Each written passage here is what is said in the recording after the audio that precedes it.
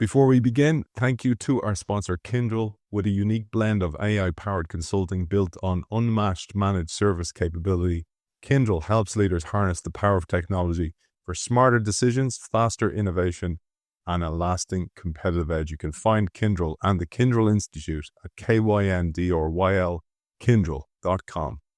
Today's book argues that innovation does not come from alignment or harmony, but from constructive conflict between different ways of seeing the world. Each person operates from a dominant worldview that is both their strength and their blind spot. The book introduces 4 archetypes: artist, engineer, athlete, and sage, and shows that real innovation emerges when these opposing perspectives collide and are managed well. The goal is not to eliminate tension, but to orchestrate it, building teams where differences create energy rather than friction, leading to more robust, scalable, and human-centered innovation. It is a pleasure to welcome for a 3-part series covering 3 of their books, and you can see on the shelf there, I have 4. Why do I have 4? Because I have 2 up for grabs for you, which is 2 copies of The Creative Mindset. That's coming next in the show. And finally, we're going to talk about their latest book, which is The Art of Change. But today, we're going to cover this book, The Innovation Code. And it's a pleasure to welcome co-authors of that book, Jeff and Staney DeGraff. Welcome to the show. Thank you so much, Aidan. Thanks for having us on. Why are you in different places, Jeff? Well, we're married. You should know that. Staney runs all of the businesses that we have, and I'm at the University of Michigan, where I've been professor for 36 years.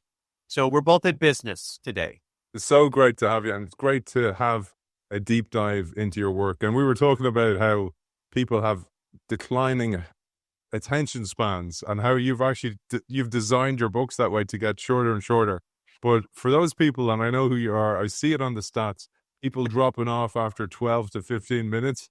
Let's get the main concept of this book up front and tell them what it's about, and maybe just an overview of those 4 people, the 4 characters in the book, and then we'll do a deep dive for those who want to join us for the whole shebang.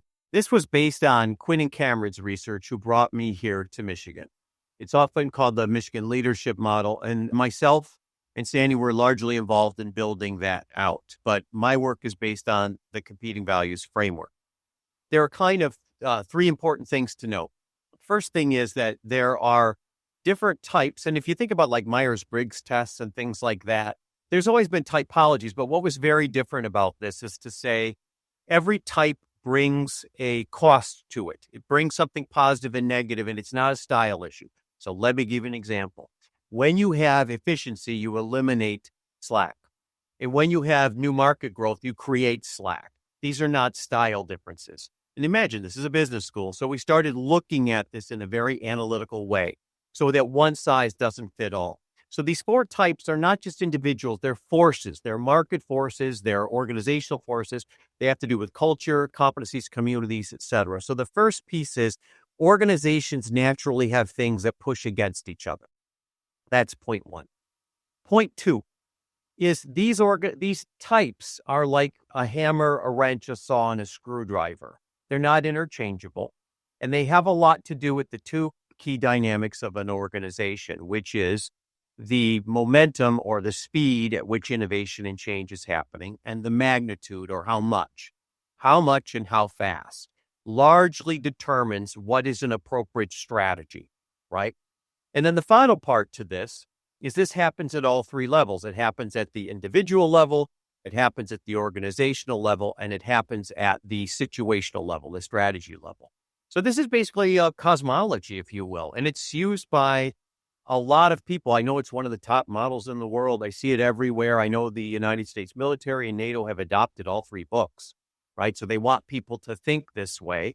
But I think the key that you just got to, which is the most important thing, which I think is our contribution to the model, which is that change and innovation is not driven by alignment. It's driven by constructive conflict. And constructive means not prejudice, not ad hominem, not trying to destroy a person, but using that tension to create something better. The biggest problem and the person who shows up at every argument, every fight, every conflict is yourself. And I love what you write in the book. You say our dominant worldviews are so intense that we lose the ability to think outside them. They give us blind spots. We become prisoners of our own ideology. Left by themselves, the pragmatic thinkers become bureaucrats. The big picture thinkers become chaotic. The goal-oriented thinkers become control freaks. The patient thinkers become irrationally enthusiastic. And the biggest obstacle you face on the path to innovation is yourself. I thought that was the best place to start, and the humility that we all need to lean into to realize that. I think innovation takes courage. I think that's where you need to start, because you have to acknowledge that you're not all encompassing. You don't know everything, right? It's that humility that you just had. It takes courage to know that, well, my opinion may be wrong. What you said is probably better than what I said. I didn't think of that. I was mistaken. And I think the act of acknowledging that itself takes a lot of courage. I think you have to be very self-aware of what your view really is. In fact, one of the things I tell students all the time is when they come in and talk about what they want to do, I always say, that's not the real question. The real question is, what are you designed to do? So what is your natural tendency to think in a certain way, to act in a certain way? And it doesn't mean that that's great. It just means that you have to know that that's your gift, but it's not everything that's required in order to make things better and new, which is what innovation is about. So what you really need to do is surround yourself with people who don't agree with you. People have very different ideas than you do. And this really came from, I'm one of the guys that built Domino's Pizza, and I was one of, Steve Jobs' guys. And so what you learn very early on, if you're in these places that are building, is that there's a lot of people who don't agree with you, right? And the object is not to win those arguments. The object is to work through it and to see if you can get to a better place, a third way, a hybrid way. And that's the key to the whole thing. Within any one of these quadrants, you're not going to be able to succeed fully. So let me just trot this out for your listeners. First of all, there are 4 quadrants, and they all represent kind of forces of innovation. The first quadrant, often called the forward position, it was originally called adhocracy. We call it the create quadrant, right? And the people who are in the create quadrant are typically artists. Steve Jobs is a perfect example. These are people pick up every pretty pebble on the beach. They have a high degree of tolerance of ambiguity. They have a high degree of risk. They constantly hedge, so they're constantly into too many things. And what happens is most things don't work in the forward position, but some things do. And this is why entrepreneurs often are found here, right? They're constantly, they're ideaholics. They probably should be in a 12-step program. I know I get accused of that a lot. That's the forward position. Now, the opposite of the forward position is the aft position, which is the control position, sometimes referred to as hierarchy, right? In the control position, we're going to find engineers. Now, why engineers are great? Engineers are people who are great with process, because there's a lot of complexity. Failure's not an option. It's something that has a lot of scale to it. You have to get big to do it. So the notion is that person is sort of the opposite, not sort of, quite literally the opposite of the create person. So you have the artist and the engineer, create and control. And I want to give you a real quick example. Think about, for example, what's going on with autonomous vehicles, right? Drive it all around Europe. So it's the create person who's probably going to create the initial one. That's, Elon Musk or whatever it is in your part of the world. But then you have to build smart cities in order to make those things work. And that's a very different animal. It's a very different kind of person. So the first issue is the tension about how much, or the tension of magnitude. Now I want to turn that around and say, let's look at the other two. The other one is, we call them the athlete, and that form is what we call the compete form. Very much my generation, boomers, Americans, the horrible, all the stuff that people say about us. We went to the moon, we, made miracle drugs, built the net, beat the commies, that sort of thing. But, we created some social injustice and maybe ruined the environment. That's the way. But very short term, very focused on goals, which is my generation. So you're going to see stock markets and athletic teams. This is something you should really be able to relate to. You're a rugby player, right? So the notion is it's about winning. And that's that whole culture. Now turn that around and look at the other side, which are usually our children. It's like, these are like millennials. And we call this area sage, and we call the forces collaborate, right? So they're collaborating. So their thing is they're held together by values, not by goals, right?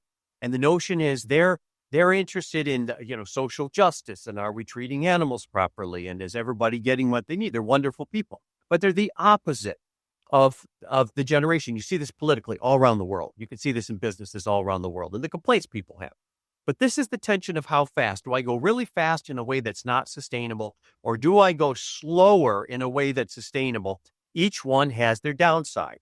So the create position, the forward position, is held together by vision. The aft position, the control position, is held together by process. The compete position, which is fast, is held together by goals.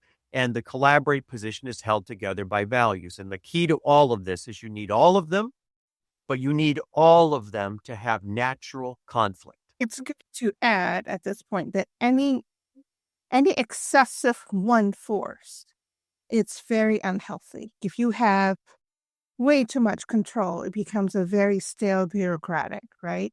And if you have an excessive collaborate, it becomes more like a social club, a very, it could be like a very mean girl kind of thing, very inclusive, very tight, and very xenophobic, and so forth. So the key, as a personal growth, you can decide to develop what you are weak at, but what we usually advocate is, one, lean on your strengths first.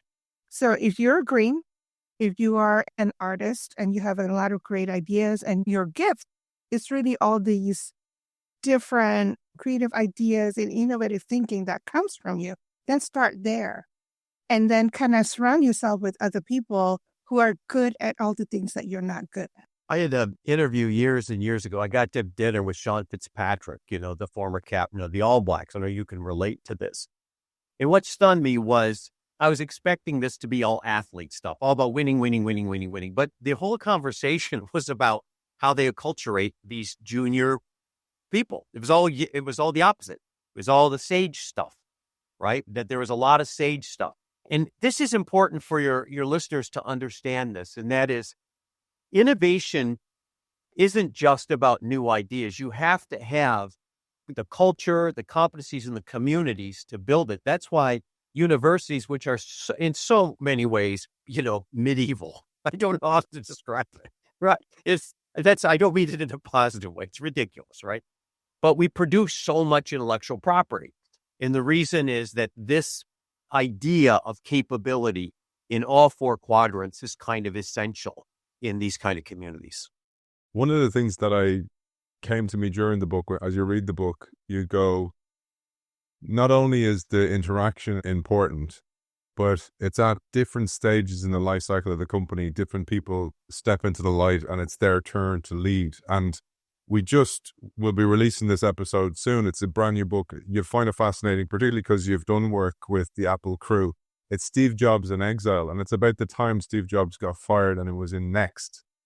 And what you see, what the biggest learning from reading that book for me was, because it's not covered in the Isaacson biography, is how he changed over his time and how he realized that being some mix of artist and probably athlete that he was, he created huge damage, and he damaged people psychologically as well. He wasn't good leader in the early days, but he learned to embrace different people. And, we talk about this with Pixar. He started to organize the organization where people would have these chance encounters and everybody would have their time in the sun.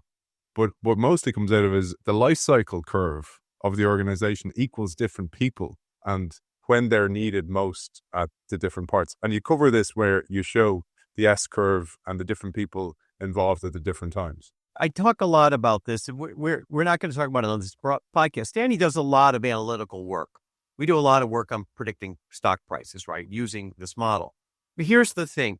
There's actually an economic model for this. And incidentally, this past year, the Nobel Prize was won by three people who supported Joseph Schumpeter. There's something called Schumpeter's scale, which is often referred to as innovation economics. And those of us who are kind of old timers, I used to have an office next to Paul McCracken, who was Schumpeter's last doctoral student.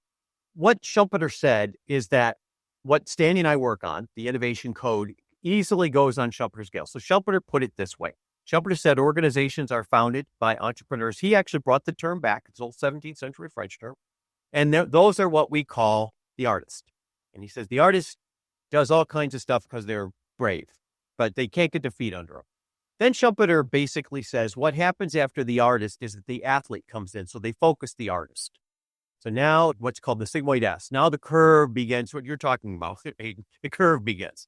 And this is absolutely true. Remember, Nobel Prize this year on this. Third thing he says is after that, the sages have to come in because we have to build an organizational culture. We have to bring the right people in our community. And he says at the end, we have to bring in the engineer because we have to control things. We're at scale. Now, what Schumpeter also says is he calls this the point of creative destruction, right? This is such a key idea. And what Schumpeter is saying, I want your listeners to understand this, is so radical that almost nobody can get their head around it. He's saying Adam Smith is wrong. This is what everyone needs to understand. He's saying organizations are not destroyed by competitors. They're destroyed because they can't change their dominant worldview. They can't get out of their own thinking pattern, right? And because they can't get out of their own thinking pattern, what happens is when the point of creative destruction happens, they just double down. So we've all seen it. We've all seen General Motors, when they got in trouble, rather than opening up the playbook, because they have incredible science in the back room, wonderful technologists. What they did was double down on KPIs, double down on the hurdle rate, double down on portfolio management, and they ran it all the way into bankruptcy, right? We see it everywhere. So I think what you're talking about with Steve Jobs, this is certainly something I could relate to. So this is not about entrepreneurship. This is about how do big companies remember how they got to be big companies, but do it in a radically different way. So what's happening is since the year 2000, I think we've had 9 Nobel laureates, 9, said behavioral economics. Some of them lean toward Schumpeter, but this last time they basically said Schumpeter's right, Adam Smith was wrong. It's brilliant. And out of this, so we talk about the importance of the constructive conflict and the culture to enable that. And everybody has an understanding of their blind spots. They understand their weaknesses, not in the cringy way, like tell me your weaknesses in the interview question, as you call it in the book. But it's to know that you're not going to be good at everything and then embrace the person in the organization who is good at that thing. Okay. But the struggles that happen, and mainly 2 struggles that you call out, the ones between artists and engineers and sages and athletes. And what's really interesting, just like we said there, the life cycle kind of dictates or orchestrates different people in the limelight at different times. But so does the dynamic of innovation. So the magnitude and speed change the conflicts that happen. And I think this was such a valuable insight. And so many of our audience, who many are, by the way, artists. And as artists, we often are annoyed, particularly with engineers, those people who try and put KPIs and structure on things and try and kill your creativity. And that conflict, that they're the enemy, is not useful at all because it actually kills any type of organizational change. But I'd love you to shine a light on this, the conflicts, but most importantly, the conflicts within magnitude and speed. Let me just lay out a couple things. I have a big sign in my office here at the University of Michigan that I think people would like me to take down. And it says, organizations love innovation, but hate their innovators, right? So first of all, everyone needs to know these are table stakes. Innovators add deviance to the organization. Innovators stand at the edge of the circle. They don't stand in the middle of the circle, right? So the notion is the organization has 2 functions. It has to stay alive and it has to grow. And you have to understand these are not style issues, right? So the innovators represent we have to grow and the operators represent we have to maintain. And those are things that you both have to do. It's like real life. It's like yourself. You want to grow and be a different person, grow during your life. That's part of personal development. We all want that, but we also have to keep one foot in something that's stable. The house, the marriage, the career. You don't want to just move one way or the other. And remember, when people do those things, it's because they're in a crisis, and the risk of staying where they're at and the risk of trying something radical is reversed. We call this the 20-80 rule. It's easier to change 20% of an organization 80% than 80% of an organization 20%. The reason is they're in a crisis. Same is true when you're on a roll.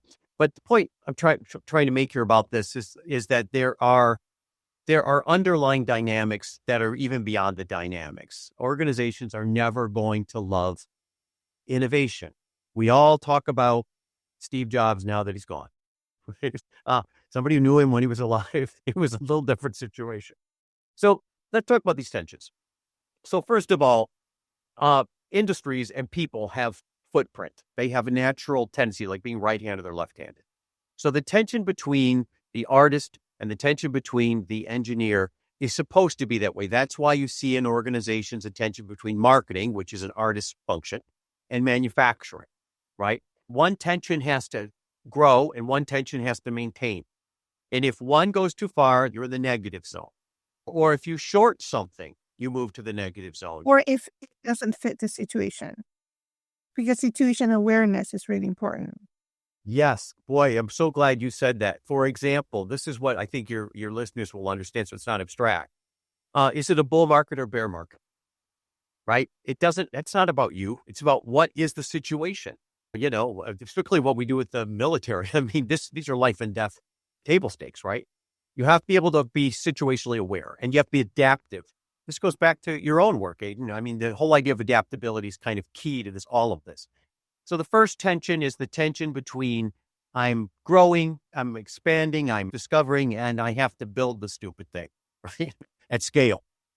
The second tension about speed has a lot to do with the situation as well. I mean, if you're in a situation where you're getting taken over or you're going to lose your job or it's a sports situation, you only have a limited window.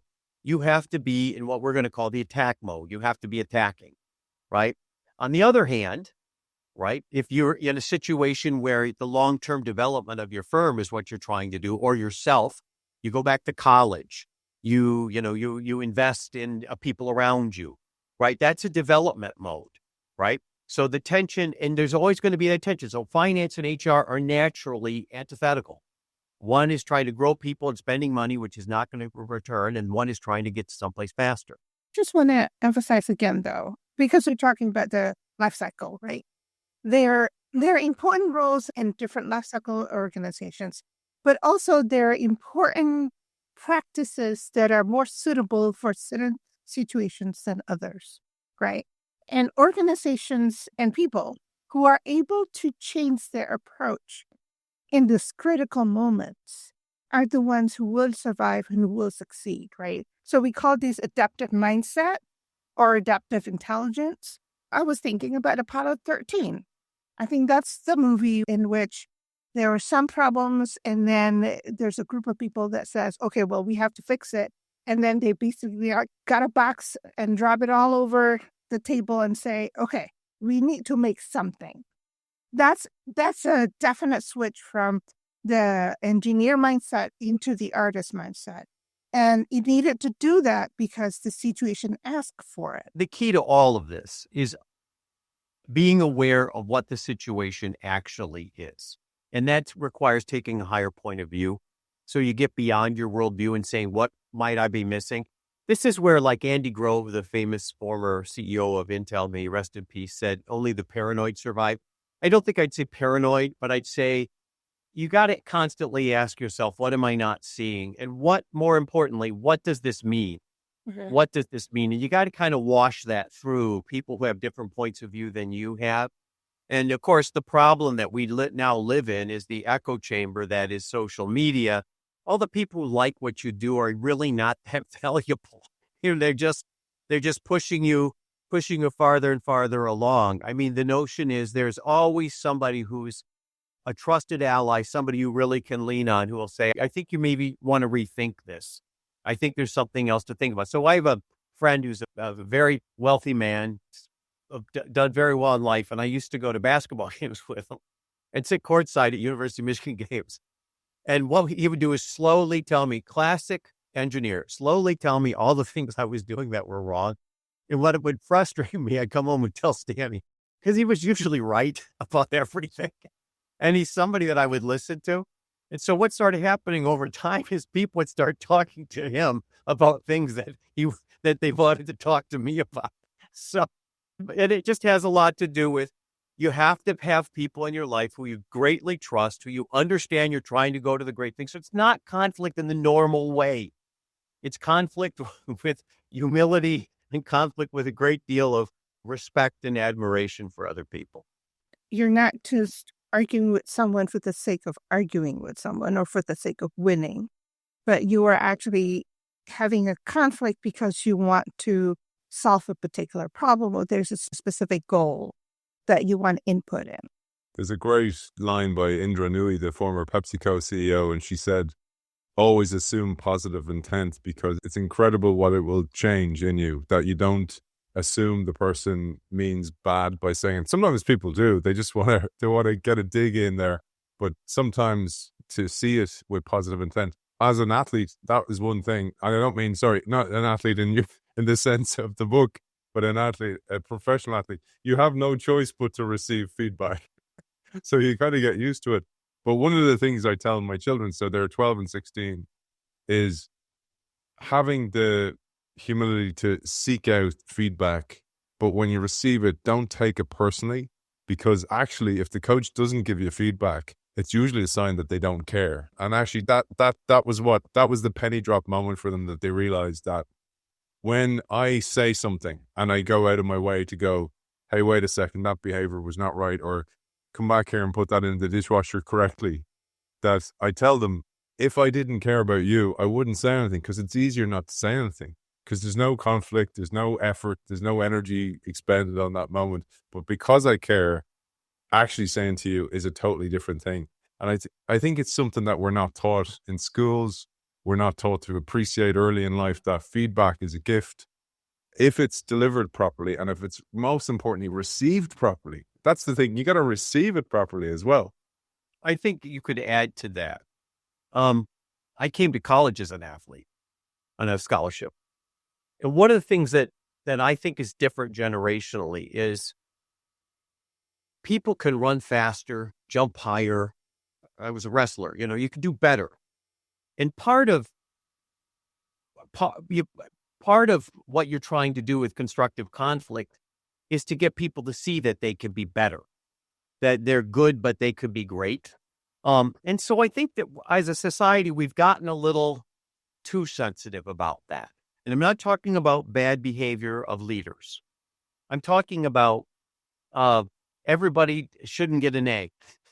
I'm not trying to be negative, but I'm trying to say people should be aspirational, right? In all their quadrants, right? So the notion is, and respect those people and really love those people, but saying, I think so much of you, it's not just about putting this back in the dishwasher the right way. I think you could be a better student. I see the ceiling higher than you're seeing it, and I'm going to work with you to do that. So what I think about is, I'm the last graduate student of Rudolf Arnheim, the guy who, when he died, there was a 2-page obituary from the New York Times. He's the guy who gives us design thinking and visual thinking and all this. He was an old German Holocaust refugee.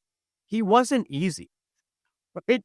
But I think I owe him a lot. I have a picture of him here in my office because he saw in me something I didn't see in myself. And Stanny is great at this. She has so many people who are kind of her entourage or her former people she's worked with. And they basically, then you can see that they blossom and they come back and, they don't talk to me, they talk to her. But I think that I'd add that of saying within your type, you can be better. It's interesting you say that. In that book, I was mentioning the Steve Jobs book. Something came up and it was just serendipity. And I love the serendipity that happens on the show. And when you collect enough dots, they start to connect. And one of the things that connected was I was doing a deep dive onto Nokia. And we were talking about Nokia's culture and how lacking in psychological safety it was. And I was like, but so was Apple's. And what's the difference? And the interesting thing was the difference was what you were saying, that Jobs instilled an aspirational vision in people, a common goal, something that we're striving for bigger than ourselves. While at Nokia, it was about profits. It was about keeping the business afloat.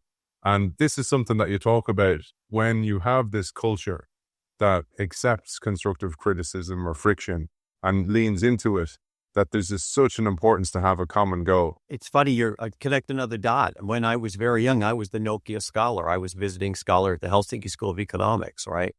And so when Nokia was growing, right? And Yeah, it was a different culture when it grew as opposed to the culture it created once it got big. And that's a classic example, again, of Schumpeter's scale. It got stuck in the control function. And when it needed to reinvent itself, it was unable to do that because all of the deviants, remember, innovation is just a form of positive deviance. All the deviants had been, exiled. And so when they needed those people at the turnaround, they didn't have them and they didn't have a voice for it, which is really sad. Which happens all the time. And a really interesting thing, I was talking to a head of innovation today. I was telling her about your book, and we were talking about how one of the problems is the organization will put all the efforts into incremental innovation because that's where the profits are coming from.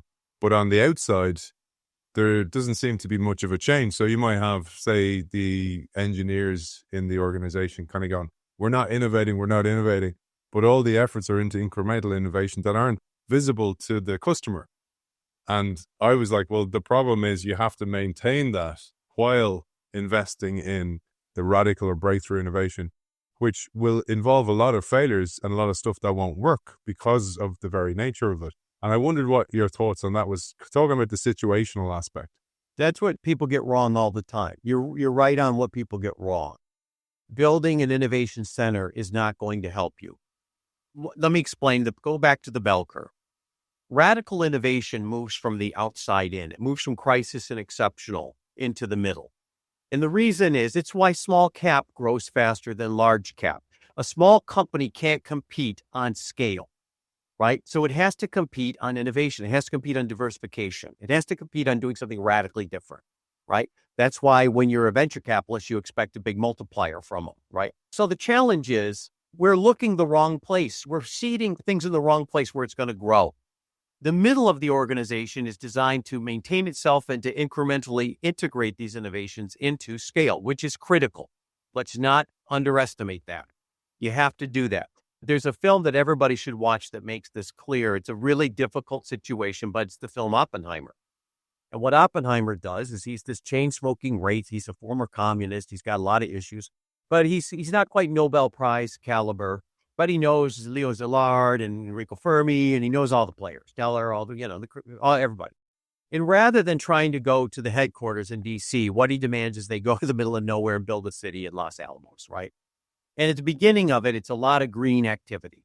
And bad things happen. I mean, first of all, when they exploded the bomb, and it's a terrible metaphor, but it's a good example. So I'm not supporting what it did. I'm supporting the case example.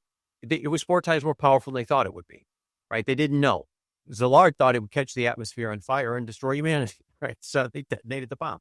So what happens is after that initial wow, slowly they push the artists out.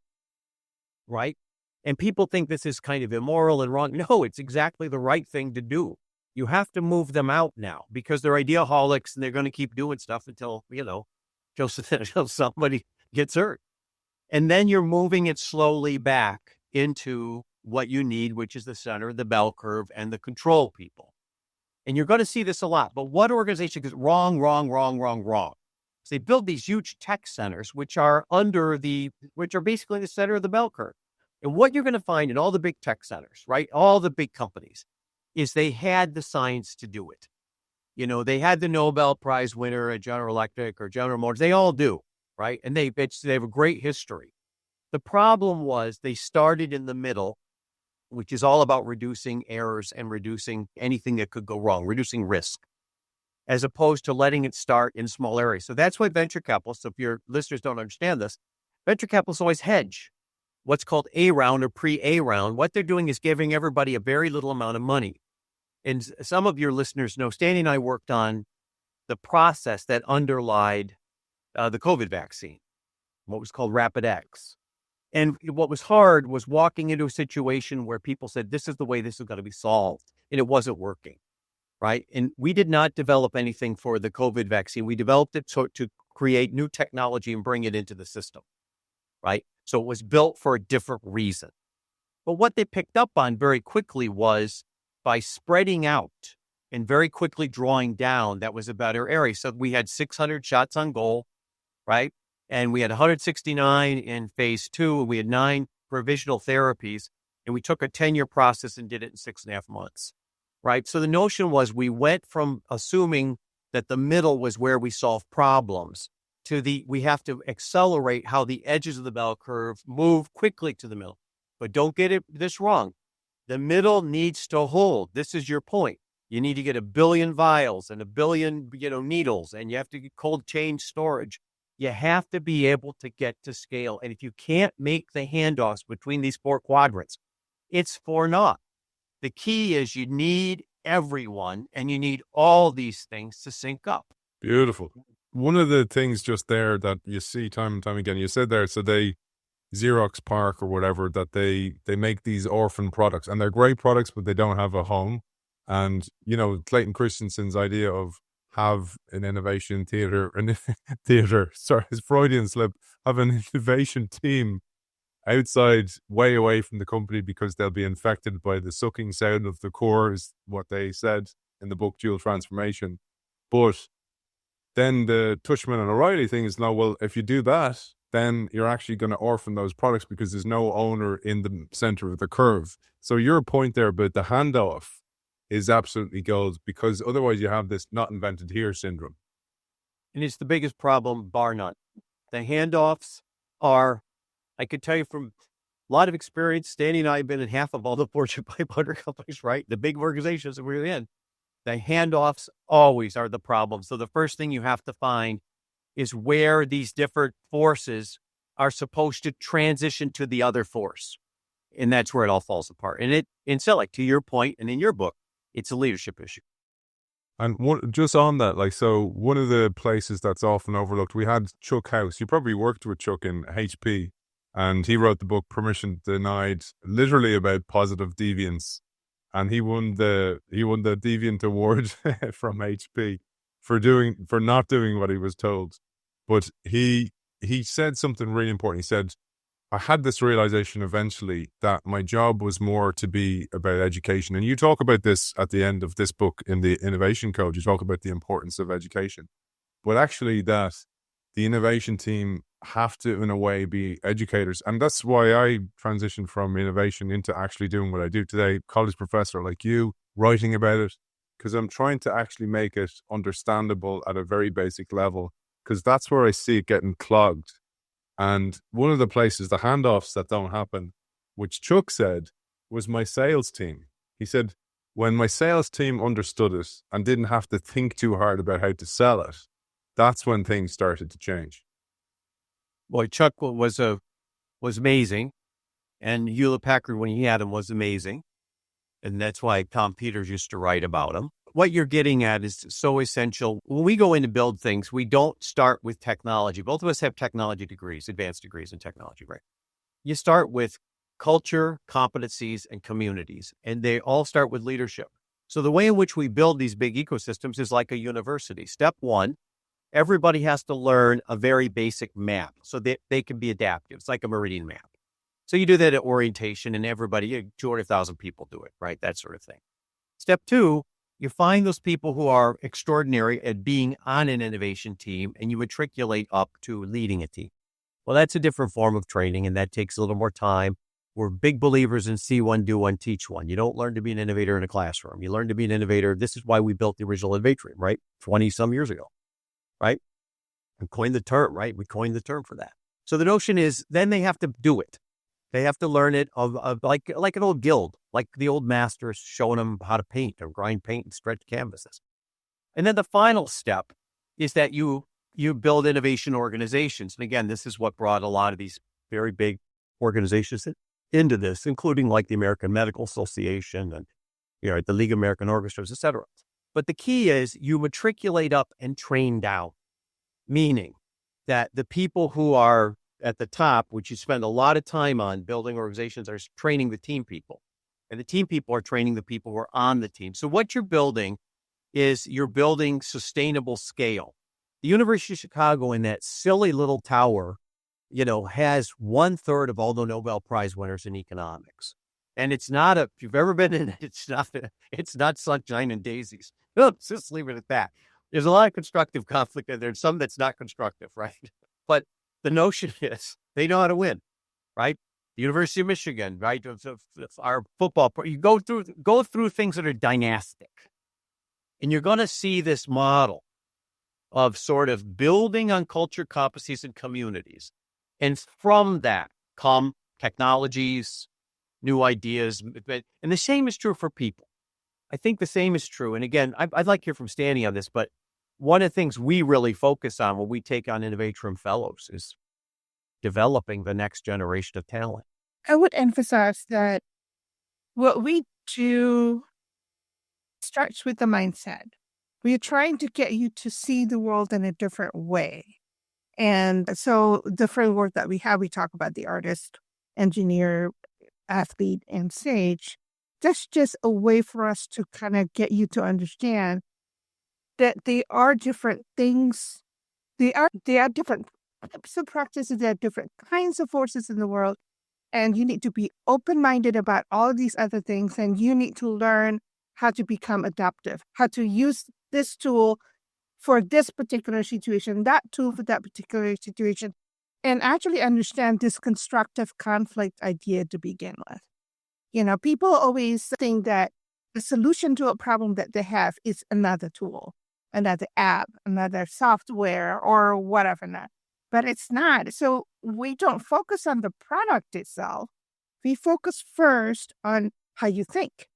And we've had a lot of things become congressional line items, billion-dollar products. So it's not like we don't get to products, but you don't start there. Isn't it interesting that there's little patience for that? You have to really get people over the line, don't you, to do that?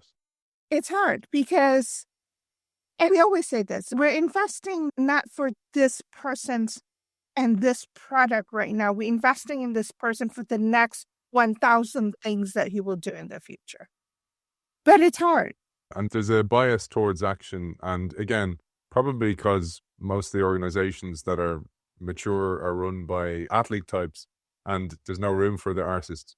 But I thought we better, we haven't even got to the different types, but maybe we'll give an overview of each, because I know so many people who listen to the show are artists. I know how frustrating it can be to be an artist. I really think beyond the colors that you call out and the type of characteristics of people, I actually really believe that it's a place on the spectrum, that people, it's like literally like there's a little bit of ADHD in there. There's probably a little bit of autism. And as a result, your lens is totally different and you see things differently. And that leads to frustration. You're like, oh, why can't you see this? And you're literally, because I'm not wearing the same lenses as you.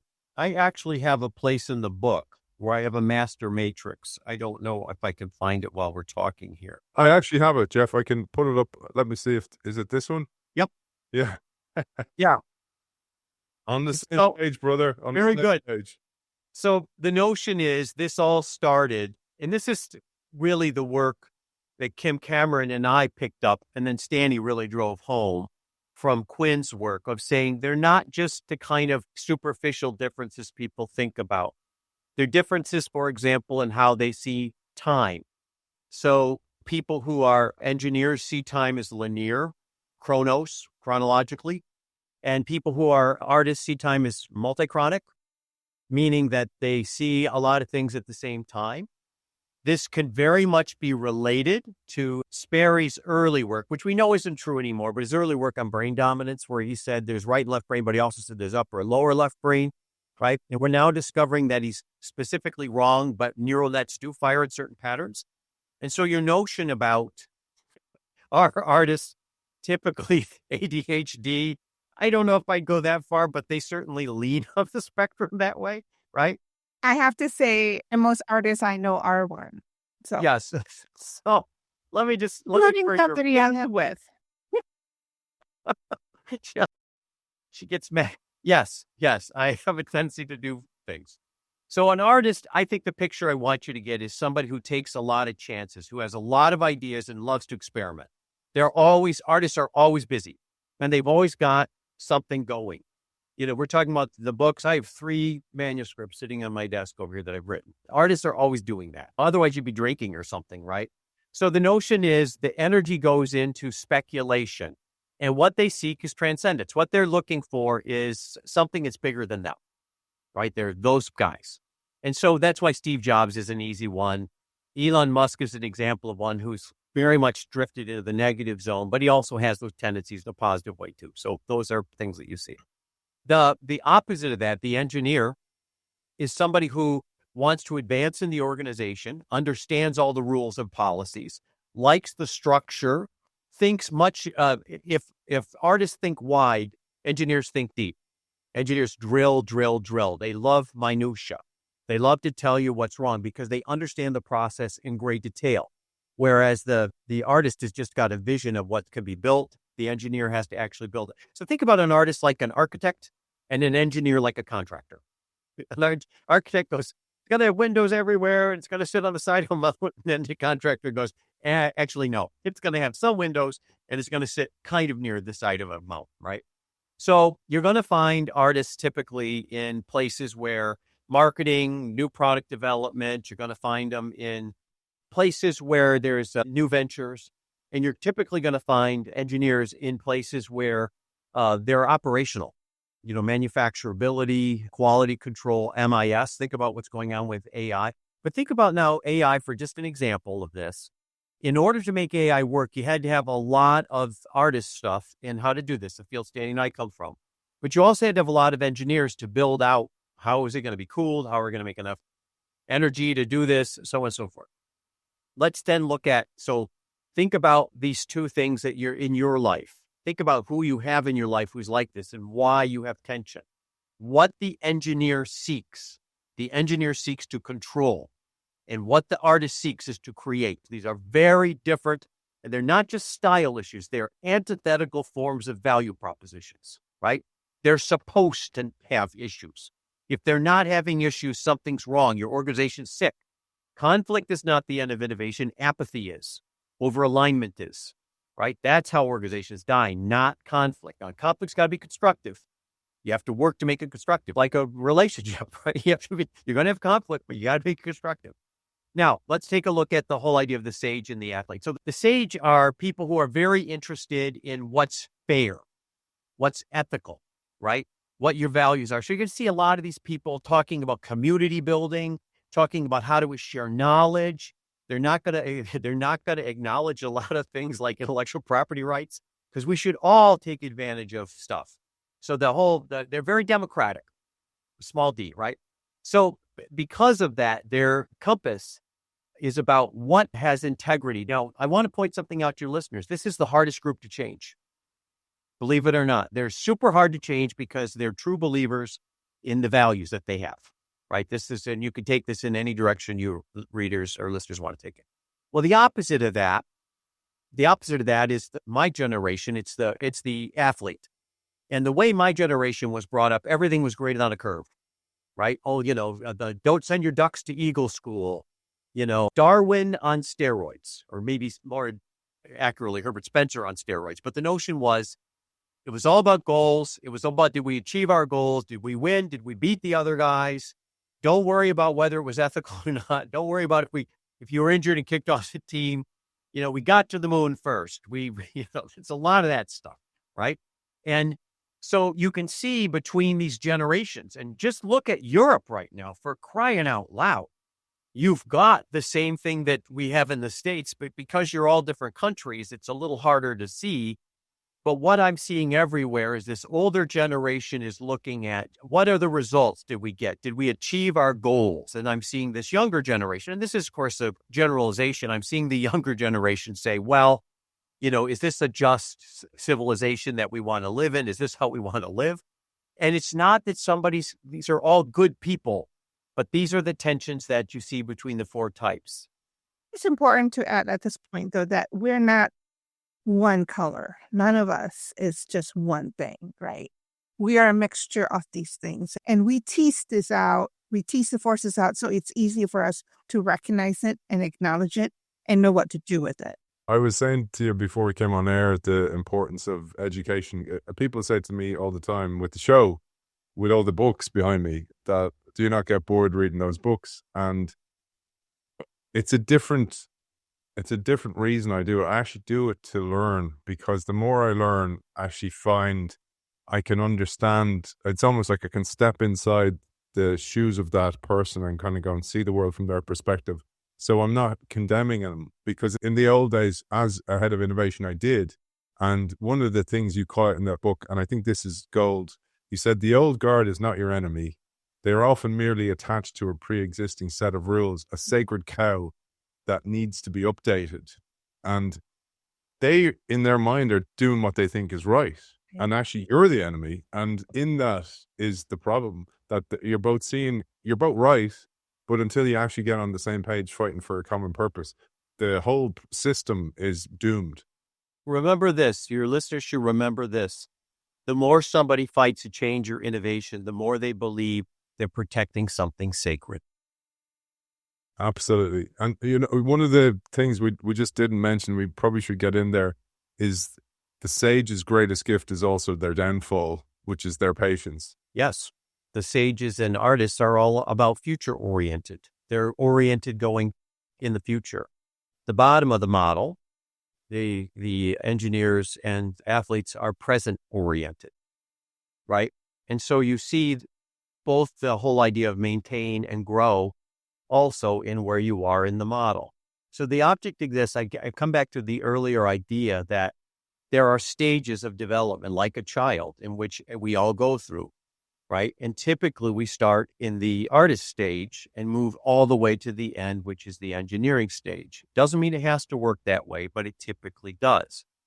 So what the challenge is, if somebody wants a radical new solution, the problem is that they typically build some kind of Byzantine, complicated process, which is what an engineer would do. And they expect to get the radical new solution. You see car companies do this every day, right? And the notion is what they want is the right thing, but how they want it is the wrong area. This is my metaphor of using a hammer, a wrench, a saw, and a screwdriver. You need all of them to build a house, but they're not interchangeable. And that's what you need to teach people, right? Where are we at in the process? What is the situation? What skills do we need to have here? And this is a lot of stuff that we built for these very big, complicated organizations. How do we actually do it? You also always mention this. The worst possible strategy is an increasing share in a declining market. Yes. I think about the best saddle maker in the world, or at least in the United States, was a place called Worthington Saddles, and they made like 1 million of them in 1900. And they're still around, but I think they make like 1,000 of them a year now. And the notion is they're the best saddle maker, but that just means you're the last saddle maker. What I'm really concerned about with this, to be quite honest, Aidan, is I've written a lot about this, and I've spoken at a lot of these big conferences lately about this. I think universities are going through this. I think the big universities are moving last. I think we're losing our edge, right? All the universities of the West in particular. And I think what's interesting is the smaller universities that are going under, these colleges are going under everywhere, we're seeing far more dynamic and interesting things out of them. The reason is they're existential. They have to do it to survive. So what I'm worried about is the big incumbent universities. Of course, I'm at one. I'm worried that they're going to be the last ones to the party. It's funny you say that, because your fellow Nokian, which was Timo Partanen, he's a college professor in Adelphi University just up in New York, up north from you guys. He was saying that he feels the same. He actually said it on the show. He said, I feel they're having their Nokia mobile moment, many of the colleges across the world. So and Gary Hamill, he said it on the show many times as well. So you're not alone in thinking that way. They're going to become good saddle makers.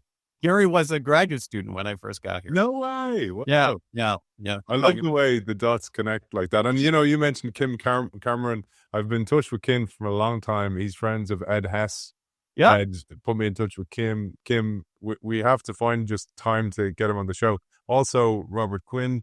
I have all those books over there as well. So the dots connect in incredible ways.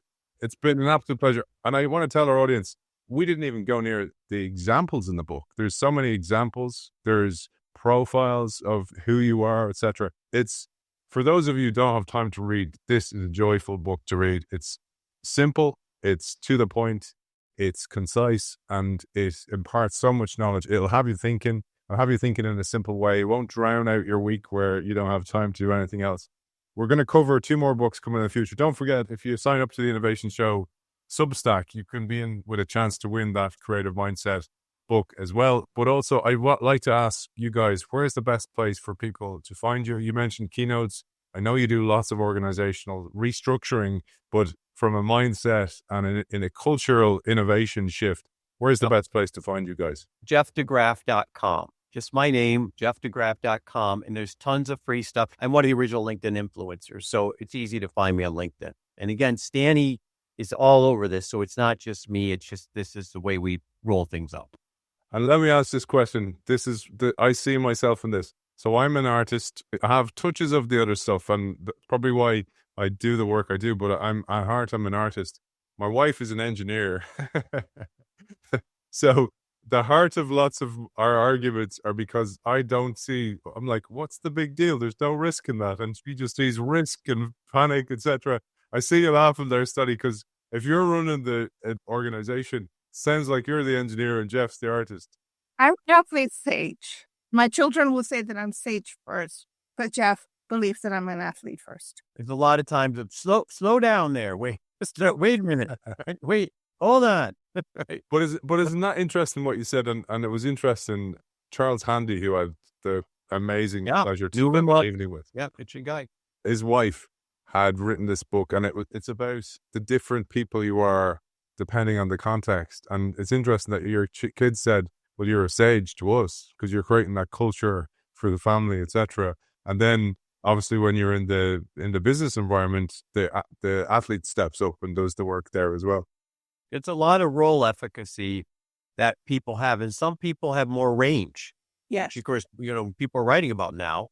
I don't. Some people do. It's a sense of range and depth. Right. Also, so that becomes an interesting. I was on the Aspen Institute with Charles many years ago. Real interesting guy. He wrote a book about archetypes from mythology, which I thought was really fascinating.